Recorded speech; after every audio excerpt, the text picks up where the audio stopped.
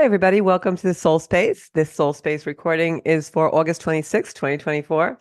I am Georgia Rose, your evolutionary astrologer.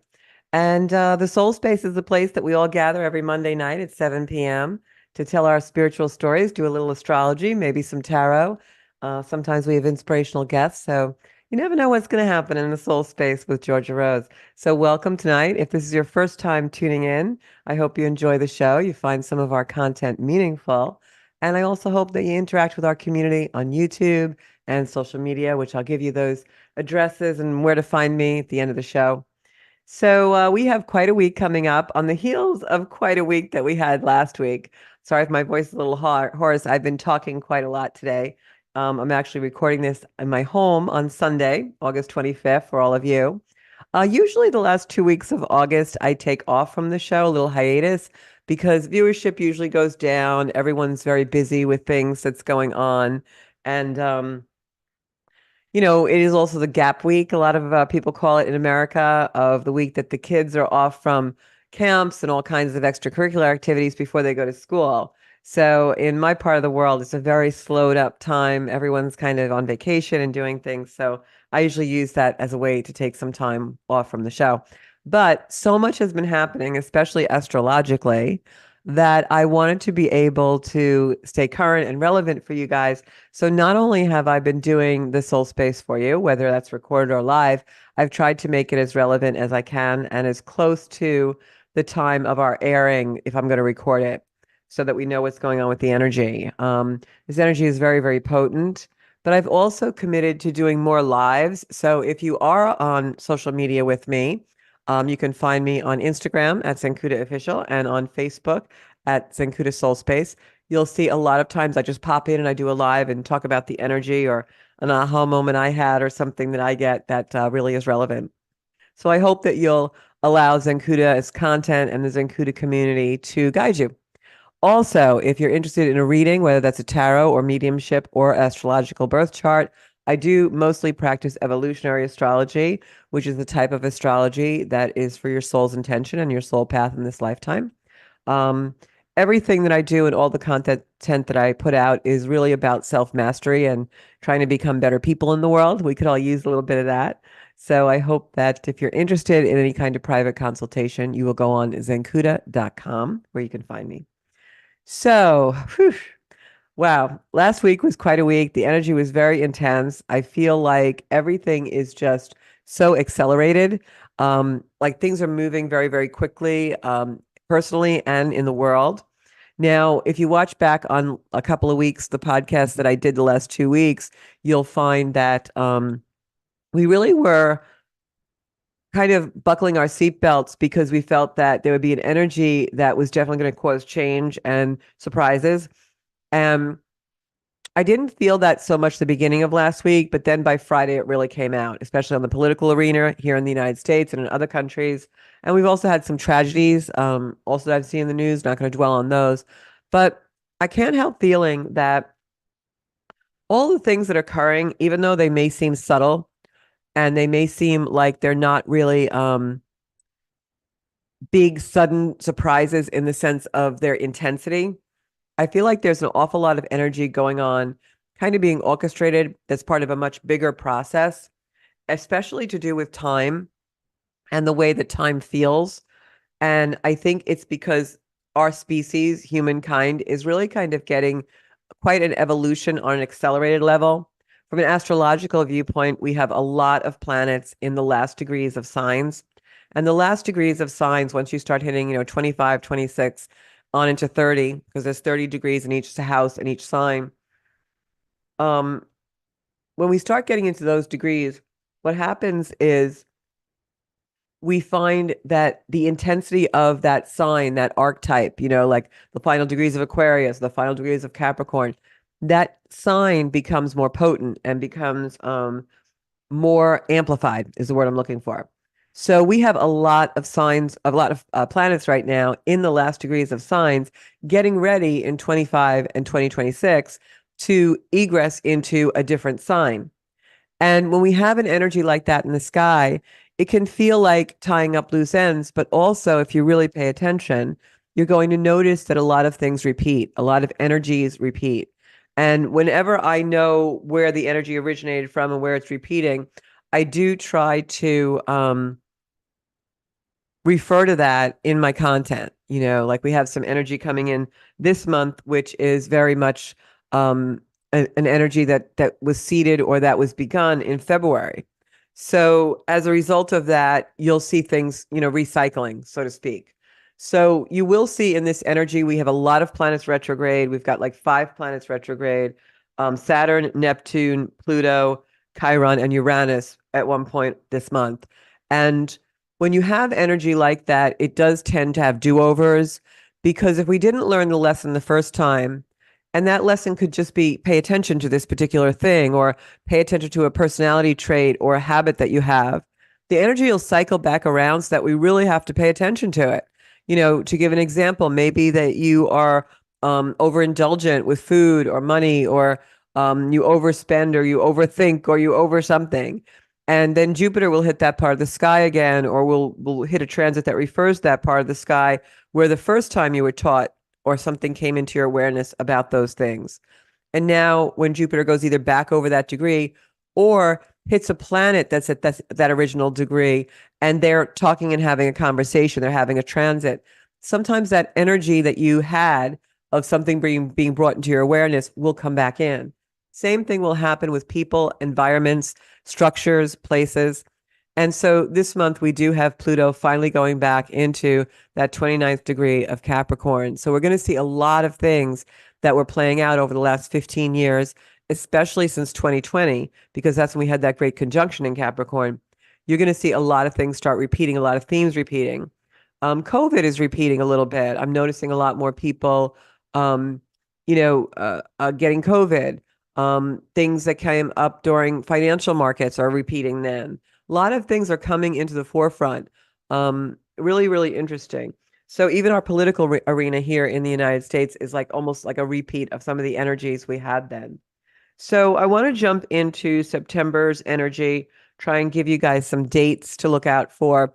Want to talk about, particularly in this video, the first half of September, because we have a really big full moon, which starts eclipse season for us, in Pisces on September 18th. And that full moon in Pisces on September 18th will start as a lunar eclipse. So when we get closer to that energy this month, I'll be doing more content and more reports about that particular transit and the second half of September. There's so much going on. It's too much to do in one show. So today we're going to talk about that first half of September. Particularly, we have a new moon on the 2nd. But before that new moon comes in, guys, guess what? Pluto goes into Capricorn for its very final run, just only a few months. Pluto is in Capricorn. It's retrograded back there, and it will be there. Where's my card? This card, this cue card that I have, you guys always see me use them in the studio when I'm in Strong Island. Today I'm just in my home studio. But this card is my reminder of all these transits for September 24. And I'm just going to show you on camera. That's how many transits alone are happening this month. This month is fast moving, very changeable. The messages that we're going to receive this month are all kind of themey and about one thing. But the themes will be things that you recognize that we've been talking about for a long time in the soul space and in my content, because this is a wrap up. This is with Pluto going back into Capricorn, it's the final poke in the back. It's the final hey, dummy, did you get it yet?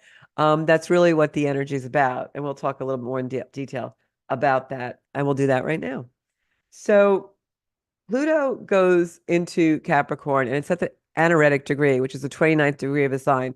Anytime something is at 29 degrees of a sign, we call it the anaretic degree.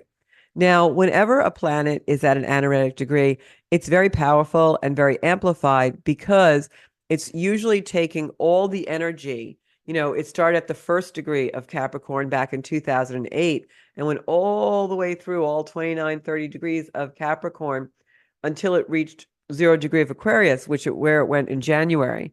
And now the retrograde cycle comes in and it pushes it backwards a little bit into Capricorn. So that anaretic degree, when a planet is in it or has gone back to it because of a retrograde, is amplified because all of the energy that the planet was absorbing and feeling while it was going through that sign, all 29 degrees, is repeated. It's all in the archetype now. It's got all the information. It's got all the knowledge of all of those transits and everything it's done in the last 15 years, all in one ball of wax in that 29th degree. So when a planet goes into the anaretic degree or the 29th degree, it's said to have the wisdom and the energy of that whole sign and its transit or its journey in there. Think of it as you're an astronaut out in space, like when we were children and we watched Star Trek, or it was a little before my time, maybe like, I don't know, Lost in Space or any one of those things, Star Wars, right? And you're flying around the galaxies for like a million years, or, maybe not a million years if you're a human, but like you're flying around the galaxies for 29 years. And every year you're gathering information and you've had direct experiences that have given you wisdom. And you've also connected with other planets and you've connected with other planets in tension and also in harmony. And all of these things that have happened are all in your energy field now because that's part of your direct experience.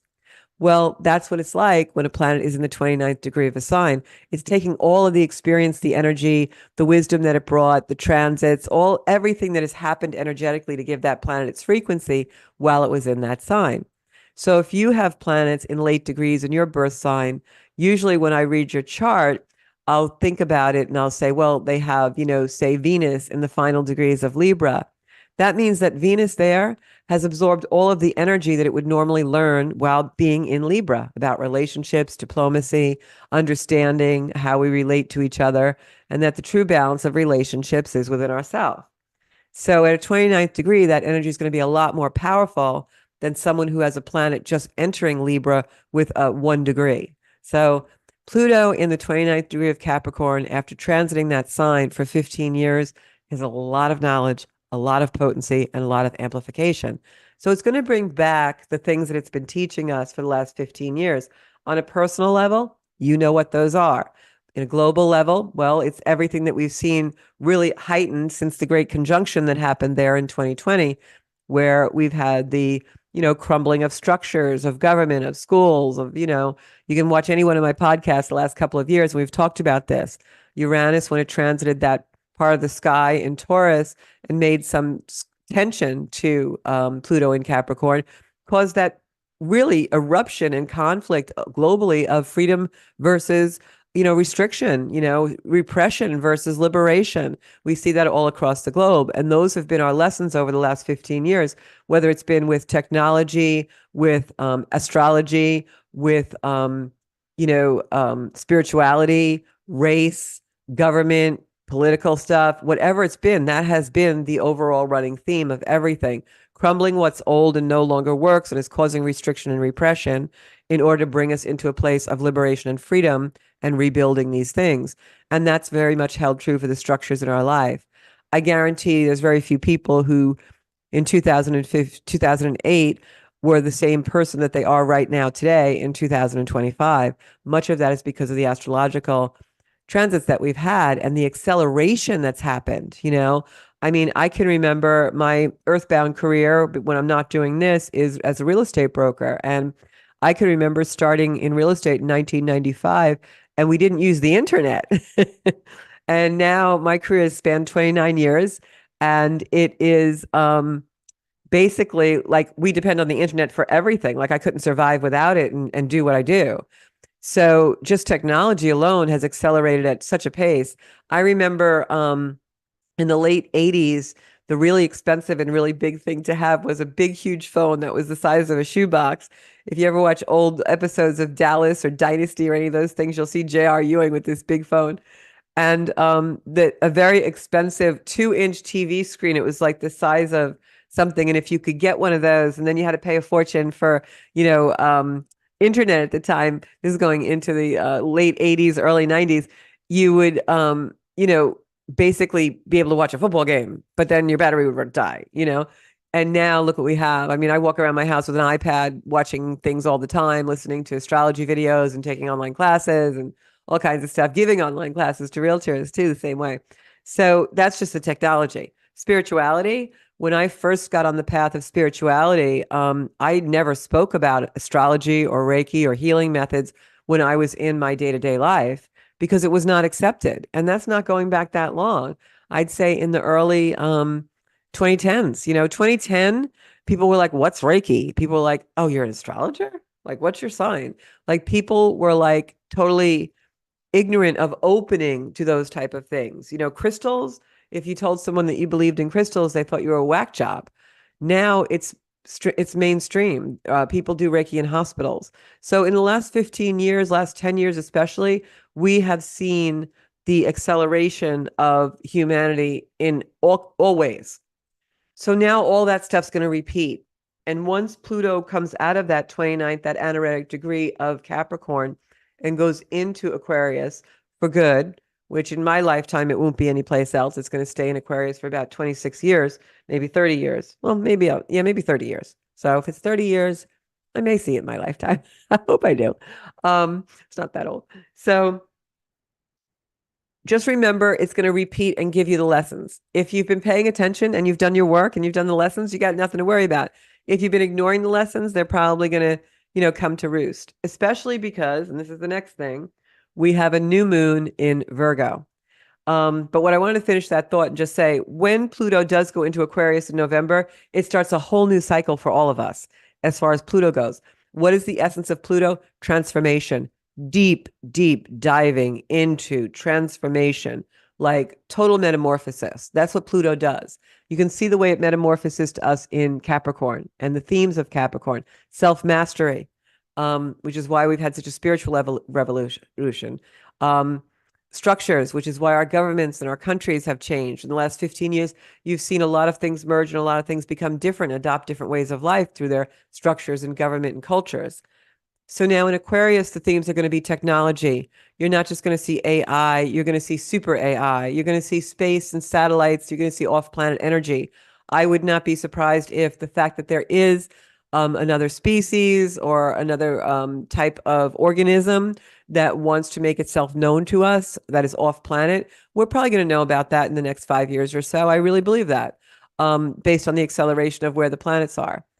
Also in Aquarius, you're going to have themes such as community and online communities, community and technology, like what we're building here with the Zenkuda community.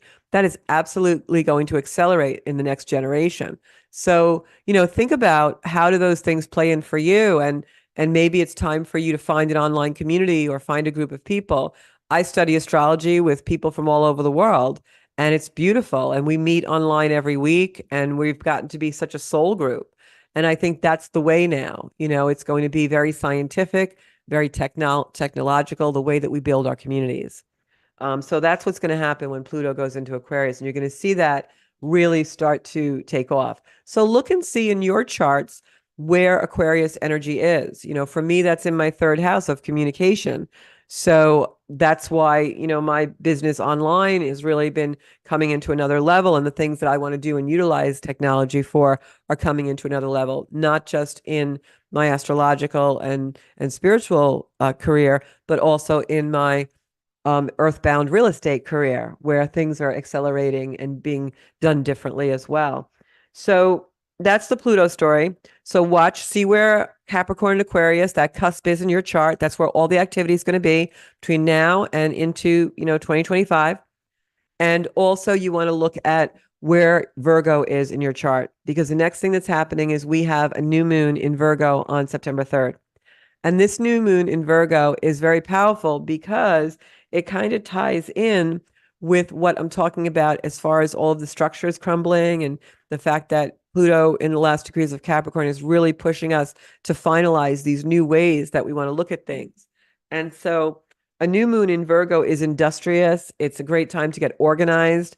Whenever the moon is in Virgo, I always try to clean stuff up and clean out drawers and closets, because we have Jupiter in Gemini right now, which is communication. What you want to do with a new moon in Virgo is look at clearing out your communications. Not just the way you speak to yourself, which is very much a Virgo thing, criticism and self-critical, but you want to think about the way you speak to others. Where are you overcritical of others? You also want to think about using your words to heal and using your words when speaking to other people, about how you can use your words to heal people and heal rifts and heal, conflicts in the world, right?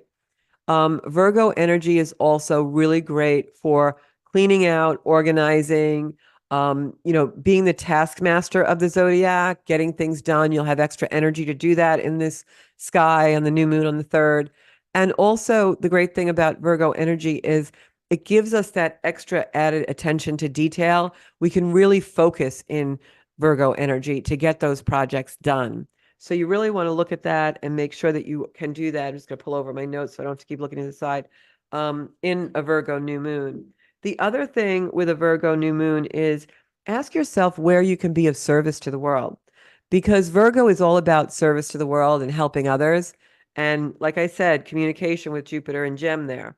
This is also cleaning out your communications as far as your emails, your message box on your social media. You want to clean up, your text messages. If you're looking during this new moon to set an intention for something new, this is also a great new moon for health. Virgo is much about health, setting new health routines, going to the gym, new diet, new food. Really great time to take care of the body when a new moon is in Virgo. So if you're thinking about any of those kind of things or a new relationship or a new environment, don't forget with a Virgo new moon and this cycle until we're in the full moon of the 18th of September, don't forget to clear out those old texts that, bring back memories that you don't really need to hold on to. The things from the old mates or, people who've passed over or whatever that you don't want to keep. Also, your phone, get rid of the old emails, texts, pictures, right? This is an energy where Virgo wants us to clean out. Virgo energy is the energy of the harvest. It's the fall time when we're approaching the fall equinox, which is going to happen on September 22nd, when the sun goes into Libra. So, and then we begin autumn officially. So when the sun is in Virgo, that harvesting time, we want to take away what's good and nourishing, the wheat, and separate it from the chaff, the stuff that's not any good, the stuff we're going to throw in the garbage, the waste, the debris. And that's really the essence of Virgo. It separates the waste from what's meaningful. And a lot of times Virgo energy will come in when we're having a major transit in Virgo, like a new moon, and it will disrupt or remove something. We'll have a loss, in a Virgo energy, we'll have a loss. We'll have an abduction is the word I'm looking for. We'll have an abduction. Something will be taken away from us. But it does that because it's not meaningful, really. We think it is. It may hurt a little bit, but really it does that to show us our own competency, that we can live without this thing. It could be, something that we're clinging to for not good reasons. That's typical Virgo energy. And so in this new moon, we have a beautiful time of the universe taking care of us and removing things from our life that maybe are really the waste or really something taking up space that is preventing something more meaningful and more beautiful and a way to expand more love in our life from coming in. So that's Virgo energy, and that's why it's very critical. The card in tarot that is the Virgo card, I'm going to see if I can bring it up from my tarot, is the Hermit card, and I'll show you online why it's the Virgo card. Virgo energy, here it is, the Hermit. Virgo energy, and this is the Hermit. You guys will probably know the card. It's the Hermit holding up the lantern, and he's looking at it, and he's got his staff in his hand. And the Hermit card is symbolizing Virgo energy because here is someone looking for perfection. They're trying to shine the light on perfection and what perfection is to them and what's meaningful. But if you look at the ground, it almost looks like they're walking on snow and they're hunched over, they're in detriment because they keep searching for perfection. But what this card is really about is the hermit who spends his whole life searching for perfection and not finding it and thinking nothing's good enough. And so they don't go out into the world. What they really need to do is shine the light on themselves and see the perfection within and the fact that we are all perfectly imperfect. And isn't that the beauty of our own uniqueness? And that's why when Virgo new moons or Virgo full moons or any Virgo energy comes in very prominently, and we currently have other planets in Virgo, when that energy comes in, a lot of times it will make us hypercritical because we don't really want to look at what we need to get rid of. And we don't want to really look at an imperfection that may be perfectly imperfect for us. So, in the Virgo new moon, intentions to set, great intentions to set are for, seeing truth, for being able to clean out the debris, right? Set an intention for anything to do with health, whether it's mental, physical, mind, soul, body. Um, and allow yourself that beautiful energy of surrendering to Mother Earth and beautiful moon and allowing them to speak to you. Go outside in the new moon and just think about what is meaningful to you and what do you need to shed. Like the skin, the snakes shedding their skin. They do that because they have a beautiful skin underneath. So think about that and bring that into your life. And then I also wanted to say, remember, I promised that I would tell you guys when the transits bring back energy from a prior time. This new moon brings back peak energy cycle from February 28th this year. February 28th, we had the sun conjuncting Saturn. And now during this new moon cycle, I think it's a day after, the sun is squaring Saturn. So let me look at my chart. So when the sun is squaring Saturn, that brings back the energy of when the sun and Saturn were first together, it ignited an energy. And now when they're square and they're in an energy of tension, that is the opening square that asks something of us.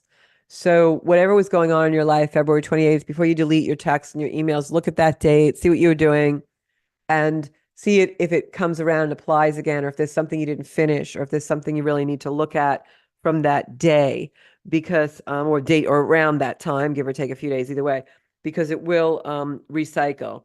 Because the sun is opposite Saturn on the 8th. So full moon comes in on the 3rd. It stirs up that energy a little bit. You've got Virgo energy coming in, which can be, really looking at things, wanting them to be perfect. You may get an urge to finally clean out the closet or sweep off the porch, get all those debris. And then we go through some other cycles, which I'll go with you in a minute. So this new moon is at 11 degrees of Virgo. Look on your chart. What do you have that's 11 degrees of Virgo? Okay. Mars squares Neptune on the same day. Mars squaring Neptune is an energy of sometimes can be rose-colored glasses. If you've been in a relationship and you thought it was really great, in a Mars square Neptune, which occurs on the 3rd of September, and you'll feel that energy a few days before and a few days after. In an energy like that, the rose-colored glasses come off, and you'll start to actually see, this isn't as good as I thought it was. Mars will make you want to take action on it, but Neptune won't really let it happen because you're still in a little bit of illusion, because Neptune makes us foggy. So when Mars squares Neptune, it's very hard for us to understand what the right action to take is. That energy will dissipate, but we just have to go through it. And then on the 4th, we have Venus opposite the North Node. Venus opposite the North Node is an energy of the things we love and desire and really want. The South Node is on Venus. So what happens is it takes away the energy of it. So we may have a strong desire or a strong knowing of what it is and what we want. And then around the 4th of September, all of a sudden that kind of dissipates a little bit. And we start to think, oh, I'm not really sure. Do I really want this? Well, you know what? I don't have the energy to go get it. And you set these new moon intentions and then you wake up a couple of days or a day later and you're like, I don't think I could do the goal, but just write it out because that energy will change. But with the South Node in there, I'm just going to look at my chart. With Venus, it can be an energy of, you know, sapping the strength. And I know because the South Node passed over my son just recently, and I was just drained all the time. And I said, gosh, what is it? I'm eating enough protein, I'm drinking enough water, I'm just drained. South Node sometimes is an energy field a memory field that will drain us a little bit. And then Mars enters Cancer on the 4th, which is the day right after that new moon in Virgo. Mars in Cancer is an energy that can give us, it's an energy. I'm just going to it's a little hard to explain because Cancer can be ethereal. It's ruled by the moon. So Mars in Cancer can give us the feeling that we want to take action about our emotions. It makes us want to kind of act out. It makes us want to act out in a way that is sociable and loving or completely isolating and we're going in our shell and the world is a scary place. So with Pluto in Capricorn and Mars in Cancer, they're going to oppose each other at some point. And the thing of it is that Mars stays in Cancer this time around for a very long time. Usually Mars will spend like 3 to 4 weeks in a sign. Mars is going to be in Cancer until November. So let me just go over with you a little bit about, I'm going to look on my notes, about the Mars in Cancer energy. So, sorry, I'm turning my pages. So Mars in Cancer will oftentimes make us want the truth because it's the moon and its integrity. And it's the way that we, find our nurturing, our what's real to us, our safety, our home within. So a lot of times with when Mars is in Cancer, it can make us feel like we want to do something and act out something or pursue something or take an action for something to stabilize our own security. But what you want to do with Mars in Cancer is stabilize your inner security. So it's a great time to be assertive about your own agency, your own authority, what is integrity to you. And it's also a great time to actually have a conversation instead of going in the shell like the crab, instead of isolating. It's a great time for you to sit down and have some heartfelt conversations because Cancer energy is big-hearted energy, it's compassion. So when Mars is there, we have the opportunity to find a lot more compassion in the world, but we have to be present to do that. We have to stay connected. And a lot of times Cancerian energy makes us want to, pull the covers over our head like the little crab. So make sure with that Mars in Cancer, you're asking yourself, what is really for my best interest? What is really going to make me safe? Is going home and pulling the covers and not talking to this person and giving them the cold shoulder and acting crabby going to keep me safe? No, that's a false sense of self-preservation, which will happen because Neptune was involved with that square with Mars in Cancer. So you want to make sure that you're really using the highest octave of Cancer energy, which is this beautiful, big-hearted, open, finding your joy within, finding your inner landscape to stabilize you, etc. And then on the 7th, now we're going into the week. Now the 7th, Mercury squares Uranus. When Mercury squares Uranus, September 7th is a day. We're coming off the Labor Day weekend then. We're back to school and back to work. When I see, Mercury squaring Uranus, I always say to myself, that's a good day not to talk a lot. That's a good day to say what you need to say with few words, because when Mars squares Uranus, it's our energy, it's our aggression. It can be warlike.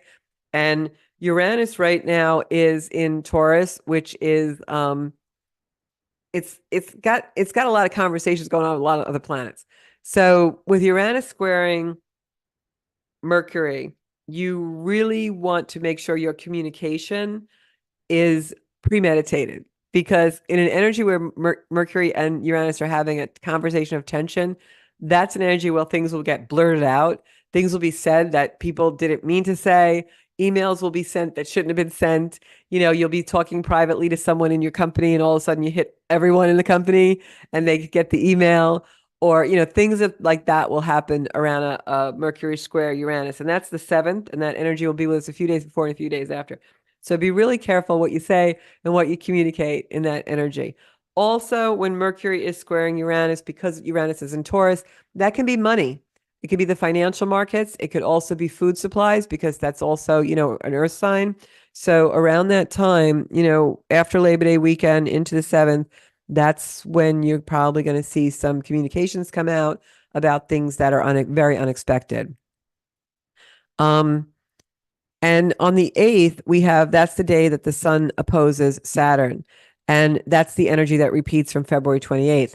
Now, with these kind of transits, also ask yourself, was there something going on around February 28th where I misspoke, or I had an argument, or I said something, or what was going on in the media or globally around February 28th that maybe more information is going to come out with Mercury squaring Uranus? Because that's the energy of all those planets interplaying.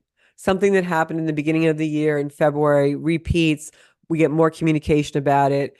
It's a limitation. It's a restriction because the sun is opposing Saturn, which is our authorities, and that will happen. But also the energy can be used to help us break out of our limitations and restrictions, because Uranus wants us to be liberated. And that's what a lot of these conflicts have been about. They've been about conflict resolution to become more liberated. That's why the conflicts are arising. So it's really a great thing. So that's the 8th, 9th. And then on the 9th, Mercury goes into Virgo. And remember what I said about Virgo energy? Mercury is our communication. So now we can be a little hypercritical, and that's coming on the heels of that Mercury squaring Uranus, which is shocking, surprising, aha moments, the great awakener, right? Inspiration. So when Mercury goes into Virgo, it can be those things in a hypercritical way.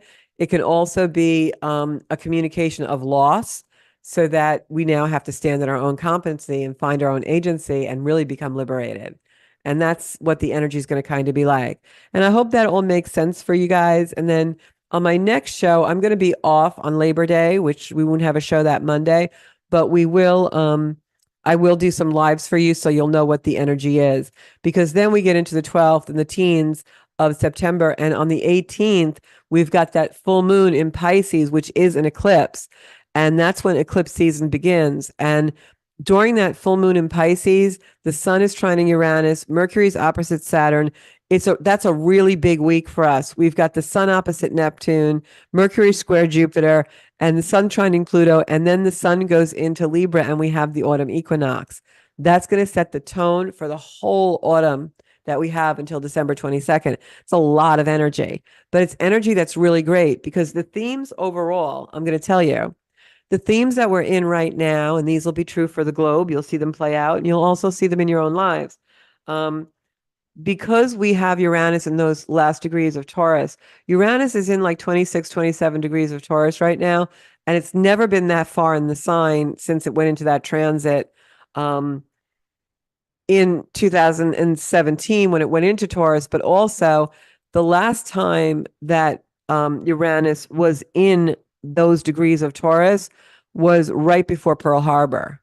So I'm not saying that's going to happen again. I'm just saying that even that was about liberating the world and changing the way we do things, changing governments, right? I'm not talking about the warlike part. I'm talking about the evolution part. So, because yes, Uranus is the planet of evolution and revolution and awakening. So Uranus in that same degree of the zodiac now, there's other transits and other planetary things going on that are different now, but that just gives you an idea of the amount of change that Uranus in the final degrees of Taurus will happen. I have a feeling that's going to happen in financial markets and also in government structures. I think that we're also going to see, I don't know if any of you saw RFK's speech the other day on Friday, the 23rd. Watch it in its entirety on YouTube. I'm not endorsing any political race. I don't have a horse in the race. I don't believe in that kind of power. I believe in a much higher power than politics. But what I will say is that there was a portion of his speech that I literally had tears in my eyes because he talked about the food supply. And this is something I've known for many, many years. People who know me in my personal life, I do not eat any processed foods. If it came out of a can, a bag, a jar, or a box, Georgia isn't eating it. So I'm completely holistic in what I put in my body.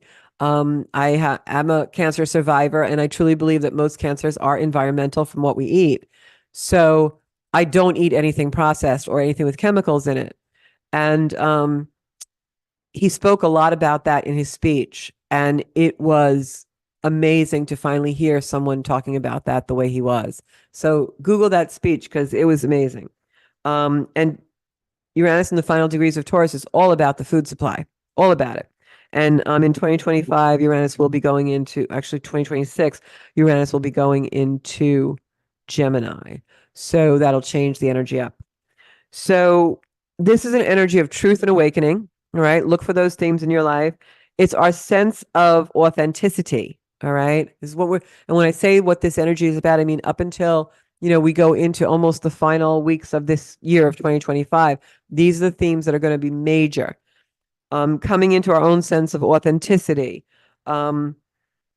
Uranus now at the later degrees is going to really amplify that. This is about the habits that you need to change, the environments you need to change, things that you need to do for your own growth and self-mastery. Pluto and Capricorn, all about that self-mastery.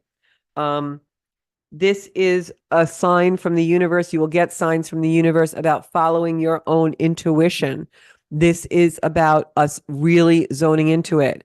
For the last many years, I'm going to say since 2014, I've been talking about how all of this energy is occurring, the light codes, the things that we have going on in the world, the frequency we're all feeling, the messages that we're all downloading, the fact that we're all connecting on a much bigger level. I mean, when I first started to do readings and connect with astrology and mediumship and tarot, I had to, meditate a little bit beforehand and go into a certain space in order to read or have messages come. Now messages just come. And that's not something unique to me. It happens for all of us.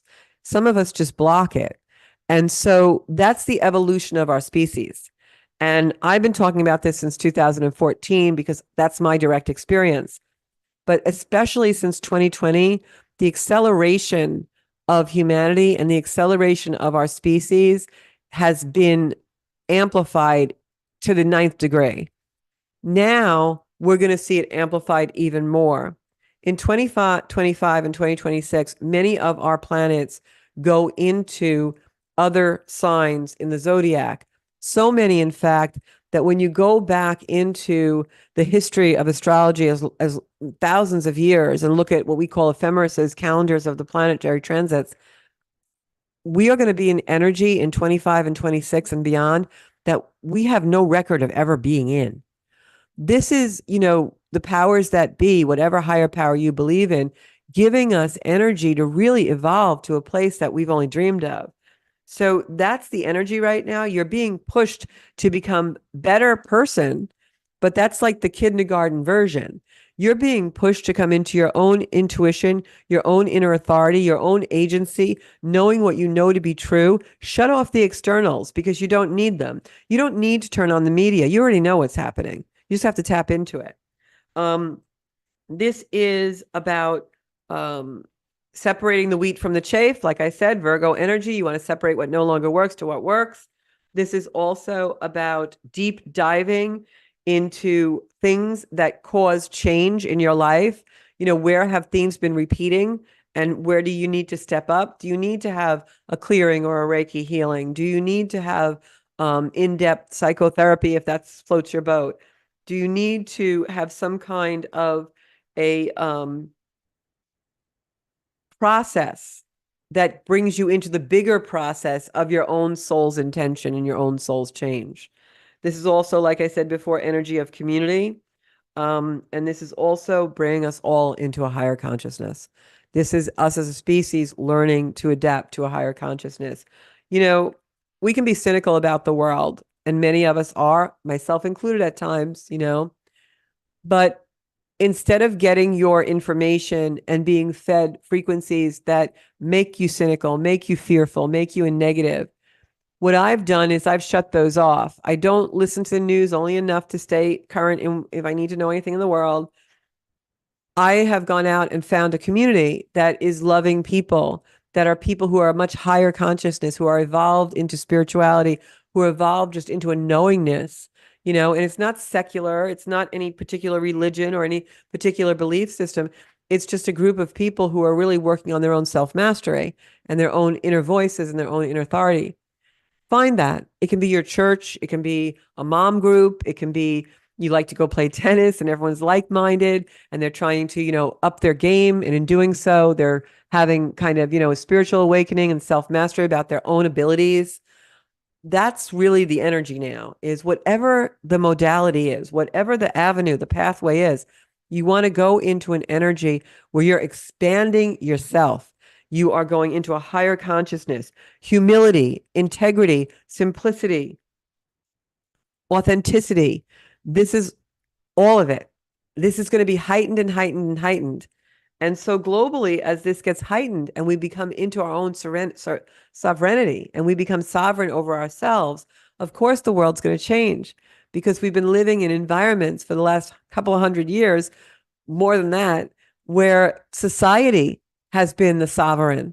And now each individual person has the energy to be able to be sovereign within themselves and know what's right for them and embrace their own uniqueness and their own authority and their own intensity and integrity to do that. And that's really where the energy is going. It's not going to go back any place, although we will have a lot of switchbacks and a lot of do-overs in energy showing us that. Where's your authority? Where are you giving away your authority?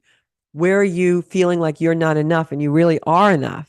What do you need to do to expand your own agency, your own authority in your life, that you know what truth is within you and you're allowing yourself to live it because that's your soul's intention. That's how your soul wants to awaken and activate itself in this lifetime. So that's really the energy. I'm going to pull some cards for just, I've been, for whatever reason lately, I'm really drawn back to tarot. And I wasn't doing a lot of tarot over the last couple of years. Really fell out of the habit, but they're calling me heavily into tarot cards. It's just maybe the way they want to communicate with me right now, my guides in spirit. But Spirit, please give me three cards for the energy in the world for this week, August 26th, up until September 5th. Okay, I'm going to pull three cards telling me to cut the deck. Got that. Got it again. Okay. Okay. One, two, three. Okay, Knight of Cups comes in. Knight of Cups is an energy of, I'm just going to put it so, there you go. Knight of Cups is an energy of emergency. I call it my 911 card sometimes. When the Knight of Cups comes in, though, he's like the hero. He's somebody who saves the day.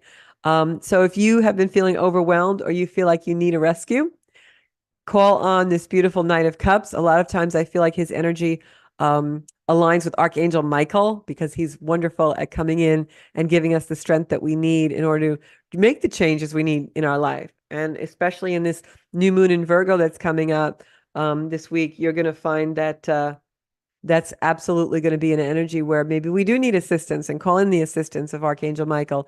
The cup is abundance. If you look at this card, you'll also see that he's walking through water. Cups are motion.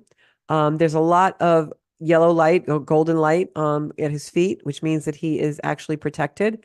And if you look, the horse is looking proud, almost demure, and he's got the cup filled with with good wishes and abundance.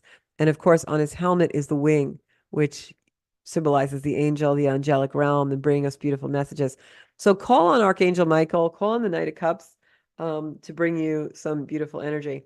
The next card I got was the Sun card in reverse, which means it came up upside down. When the Sun card is this way, the Sun card is a beautiful energy of health and vitality. It was in the upside down position, which is just a caution from the universe, a reminder from the universe to take care of our health. This could also be a card, especially if anyone out there is pregnant or knows somebody who's pregnant or expecting a baby or trying to conceive. This is a card to take care of yourself. Do some self-care. The Sun card is definitely the card of health in tarot, and with Virgo energy is all about health. So they're really showing us in this new moon for Virgo that we want to pay attention to our health and get healthier. And then I pulled the World card. The World card, and to have two major arcana cards, the Sun and the World, in this spread really means that, I hate to say it, we may be coming on a time when health becomes a focus in the world, whether that's because of our food supply or whether it's because something happens with food supply or health as far as what we're eating, or something to do with food, maybe a drought or maybe an overabundance. I can't say, but something will definitely come out, I think, with the food supply. I just feel like that's coming. But the World card is balance. It's, if you look at this card very closely and you look in the corners, it shows us four different little pictures. And those pictures are symbolic of ourselves having our own authority and our own agency and sovereignty in all areas of our life, the spiritual, the material, the physical, and the emotional. So these cards are really cards that were really, really pulled wonderfully. They're telling me to pick one more card to confirm the reading, which I will do. This is a great card for all of us. This is the Eight of Pentacles, and the Eight of Pentacles is hard work paying off. So in this energy coming into the end of August and the beginning of September, like I said, we're starting a new season. We're headed towards the harvest. This is reaping what you sow. So if you've been a really good girl or a really good boy and you've been doing your Saturn work and doing your work in the world, you're going to reap a lot of benefit. If you've been not so good and you've been ignoring all the signs from the universe to make changes or to grow and bring more love in your life, then you're probably not going to reap a reward. So this is a very beautiful card that hard work does pay off. So Let's get in there and do the things that the universe is showing us. And I will be back here next week on the Soul Space after Labor Day. The Labor Day show will be taped, but maybe it'll be a repeat. But I'm going to have a beautiful time off creating more beautiful things for you guys. And I just want to thank everyone who's been supportive of my work. If you're looking for a reading, zenkuda.com, you can book directly on the site. It actually gives you the appointment and everything. And I'll see you out there. Watch for my lives on Zenkuda Official on Facebook and Zenkuda Official on Instagram and Zenkuda Soul Space on Facebook. Love you all. Have a beautiful week. Bye-bye.